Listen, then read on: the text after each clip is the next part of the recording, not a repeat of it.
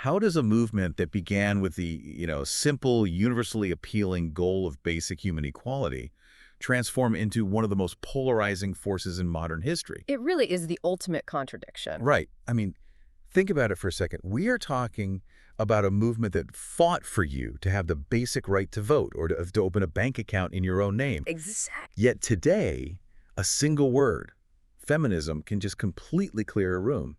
It inspires this fierce, unwavering devotion in some, while alienating others so deeply that even some women passionately reject the very label that secured their rights. Yeah, you have an intellectual and political concept fundamentally rooted in fairness, right? Mm-hmm. But the modern rhetoric surrounding it is incredibly fractured. People don't just disagree on the policies anymore. No, they don't. They fundamentally disagree on what the word even means. Which is exactly why we need to pull this apart today in this deep dive. We are looking at a really dense stack of sources. Yeah. We've got the 2026 World Bank reports, UN Women data, historical archives from history, and some pretty heavy philosophical frameworks from the Stanford Encyclopedia of Philosophy. It's a lot of material. It is, yeah. And the first thing that jumps out at me is that we might be arguing about feminism today because we aren't even talking about the same thing. We really aren't. So, based on the philosophy sources, what does feminism actually mean? Well, broadly understood, the Stanford Encyclopedia of Philosophy defines it as both a political movement and an intellectual commitment to ending gender-based oppression. Okay, that sounds straightforward enough. Right, but the most crucial thing to understand here is that it is absolutely not a single unified ideology. There is this persistent myth that feminism is a monolith. Like it's a single textbook that everyone gets handed at a meeting or something. Exactly. But looking at the sources, it's more like a massive chaotic library where half the authors are actively trying to burn the other half's books. That is actually a very accurate way to look at it. The sources highlight these massive structural divides. For instance, you have analytic feminists. And what's their focus? They approach equality almost like a legal contract. They focus on logic, rationality, securing specific political rights, and measurable legal equality. Okay, that makes sense. But then, on the complete opposite end of the spectrum, you have continental and pragmatist feminists. How do they differ? Because, pragmatist sounds like it should be about laws, too. You'd think so, but actually they are far more focused on lived experience, language, and the subconscious ways culture shapes us. Interesting. Yeah, so to an analytic feminist, a victory is passing an equal pay law. To a continental feminist, passing a law doesn't really matter if the underlying culture still subconsciously views women as subservient. They're fighting two completely different battles. Oh, wow. But wait, it gets even more fractured than that, right? Because some of the philosophers in these sources don't even agree on who the movement is actually for. Yes, exactly. I was looking at the notes on Judith Butler, and I have to admit, I struggled with this one. She argues that the very act of defining the category of woman is inherently exclusionary. She does, yeah. It's a deeply provocative idea. But help me understand the logic there. If you are a movement fighting for women's rights, but you say you can't even rigidly define what a woman is, aren't you just pulling the rug out from under your own movement? It definitely sounds counterintuitive. Right. How do you fight for a group you refuse to define? Well, Butler's logic is that rigid categories are the very tools of oppression. She argues that the moment you draw a hard box and label it woman, you have to create a list of criteria to get into that box. Okay, I see where this is going. And historically, that criteria has always left somebody out, whether based on race, class, or gender expression. Butler is arguing that true liberation means destroying the boxes altogether, not just making the woman box slightly more comfortable. Okay, that makes a lot of sense on a philosophical level, but it also totally explains why the movement is so disorganized today. Oh, absolutely. If you have some feminists fighting for legal rights, others fighting to change language, and others fighting to dismantle the very concept of gender, it's no wonder the public is confused. And the Stanford Encyclopedia suggests this fracturing isn't necessarily a failure either. Really? Yeah, it arises from the very contradictions of human freedom and identity. When you invite half the human race to define what freedom looks like for them, you are going to get massive, irreconcilable disagreements. That is a great point.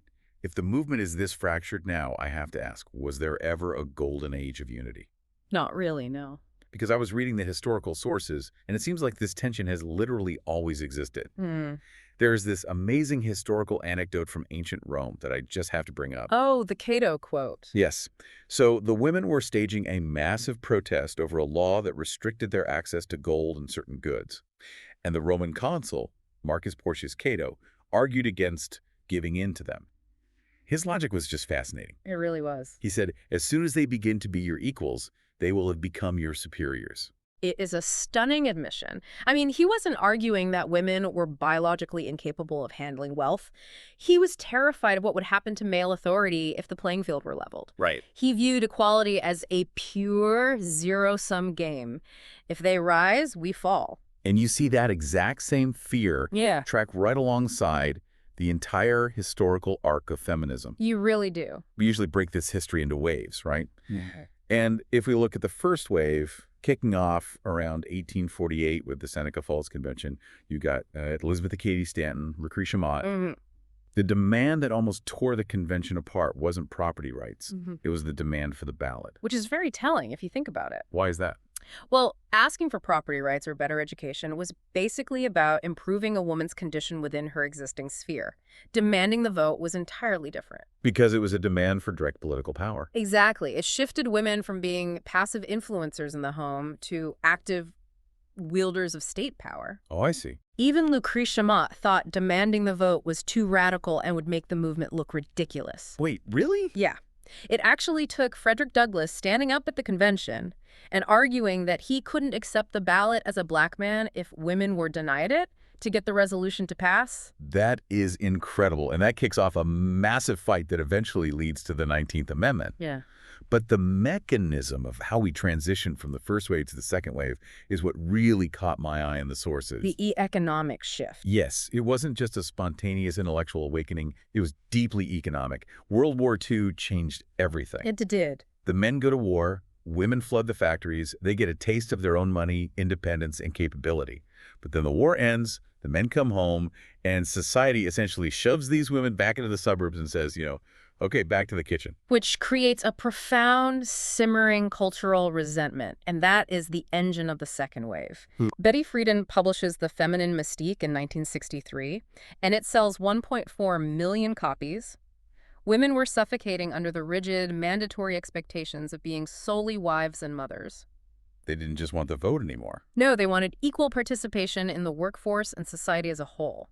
But then, in the 1990s, the third wave hits. Yeah. And the movement sort of turns on itself. This is where Kimberly Crenshaw introduces the concept of intersectionality. Yes. And this wasn't an attack from the outside, which is interesting. This was a massive critique from inside the house. It was. Crenshaw and others pointed out a glaring flaw. The second wave was almost entirely engineered by and for white, middle-class, college-educated women. Walk me through how intersectionality actually works in practice, based on the sources, because it's a word that gets thrown around a lot today, often completely out of context. Yeah, it does. So the underlying mechanism is that different forms of discrimination compound. If you were a black woman in 1990, the feminist movement is fighting for your rights as a woman, and the civil rights movement is fighting for your rights as a black person. But Crenshaw pointed out that nobody was fighting for the specific, unique hurdles you face as a black woman. Because the movements were siloed. Exactly. If a feminist agenda only focuses on gender, it defaults to the needs of white women, ignoring the historical reality that black feminists, like Sojourner Truth in the 1800s, were often sidelined by white suffragettes who were literally willing to compromise on race to win the female vote. So it's not just addition, it's multiplication of these hurdles. Exactly. And that brings us to the fourth wave today, the digital era, #MeToo, and a massive focus on systemic accountability. When you look at all these waves historically, what was society actually terrified of? Well, the sources show a persistent, recurring societal panic across every single era. Like what? It's not just a fear of women voting. It is a deep-seated fear of the destabilization of the traditional home, the loss of the nuclear family structure, and fundamentally, the dismantling of male dominance. And yet, despite that intense, centuries-long panic, the movement fundamentally won.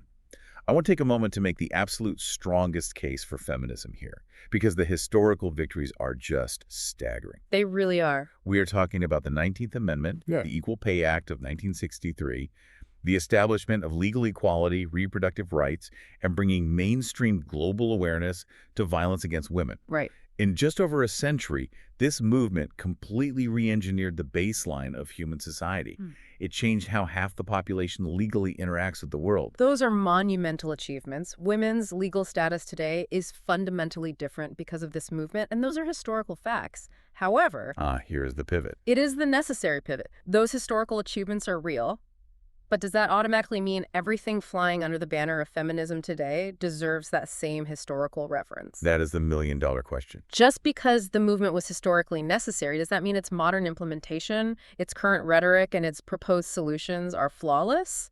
Right, right. To answer if modern feminism is still needed, or if it's succeeding, we have to put the history books down and look at the cold, hard, modern evidence. Exactly. Let's look at the numbers. What does the world actually look like for you today?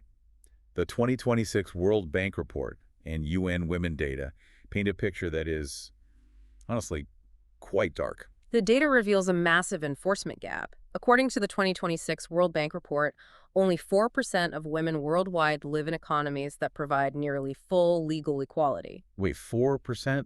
Globally. That is a rounding error. How is that even possible given all the laws that have been passed? Well, the report breaks it down brilliantly. On paper, countries score an average of 67 out of 100 for having equal opportunity laws. So the laws exist. Okay, 67 isn't terrible. But when you measure the actual enforcement of those laws, the global score drops to 53. Ouch. And when you evaluate the implementation systems, like the actual government infrastructure meant to make those laws work, it drops to an abysmal 47. Let me make sure I'm visualizing this correctly. It's like a city putting up a shiny new speed limit sign. That's the law, the 67 score. Yep. But they don't hire any police to patrol the road, so enforcement drops to 53. Exactly.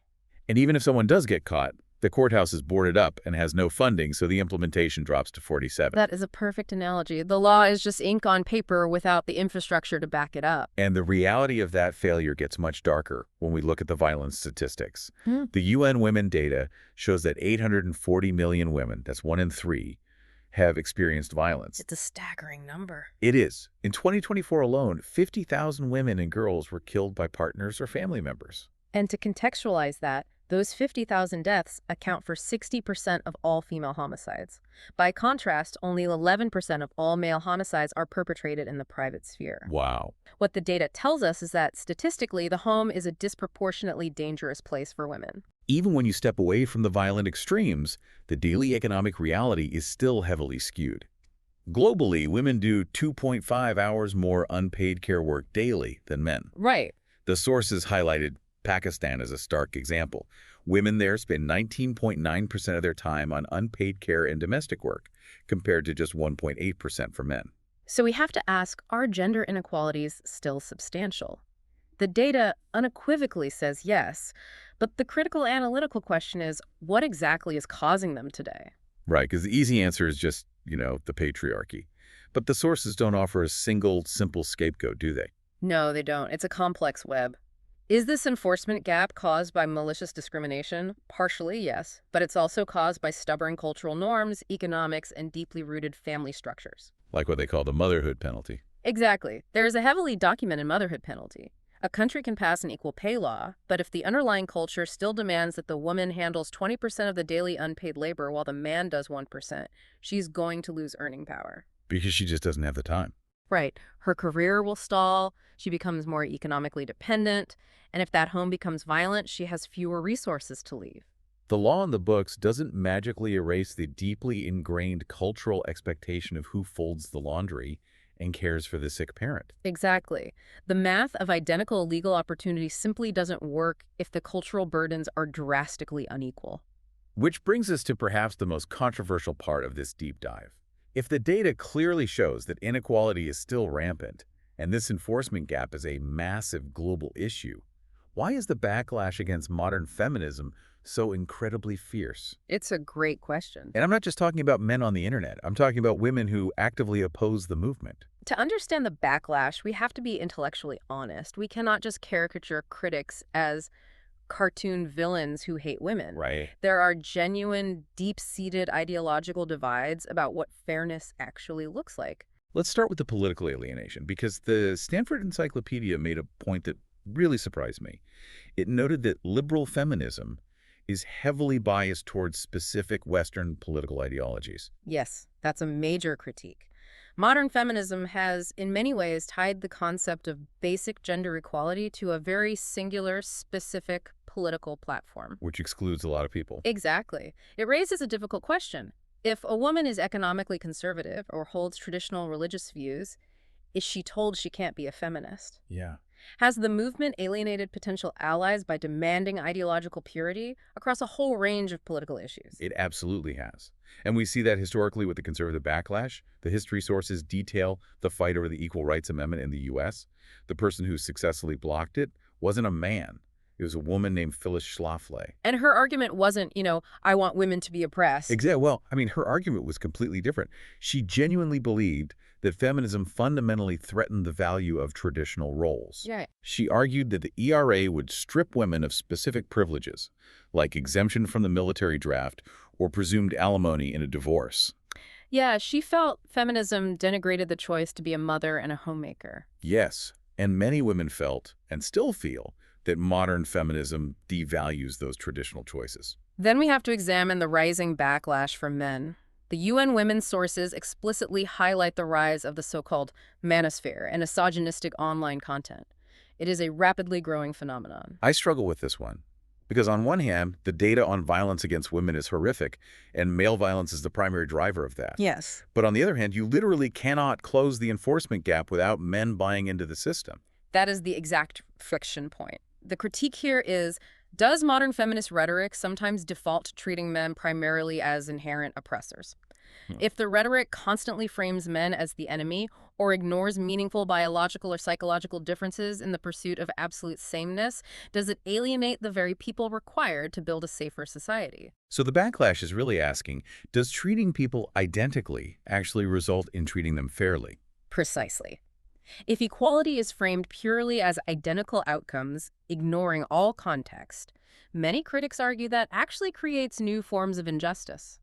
It's not just trolling. No, these aren't just internet trolls arguing. These are fundamental philosophical disagreements about the definition of justice. So, synthesizing all of this, feminism is not, and has never been, a monolith.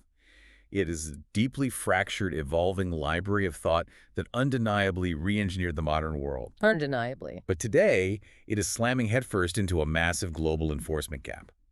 The laws exist, but the infrastructure and cultural norms haven't caught up, leaving millions of women facing violence and economic disparity. And at the same time, it is facing entirely valid philosophical critiques regarding its political exclusivity, its internal divisions, and whether its modern rhetoric is actually effective at bringing society together to solve those lingering problems. Which leaves us with one final thought for you to consider as we wrap up.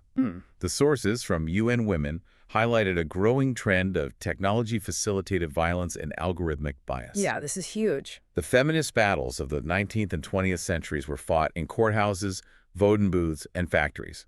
They were fought over human laws. But the 21st century battle is shifting. It's mired in digital echo chambers and the manosphere. So here's the question for you. If human laws are currently only half enforced, and our existing human systems have a score of 47 out of 100 on implementation, what happens when the next frontier of gender equality is fought over the very code and artificial intelligence that will govern our digital realities? That's a scary thought. If we haven't figured out how to be fair in the physical world, who is writing the algorithms that will define equality for the next generation? Will the biases we are fighting today simply be coded into the machines of tomorrow?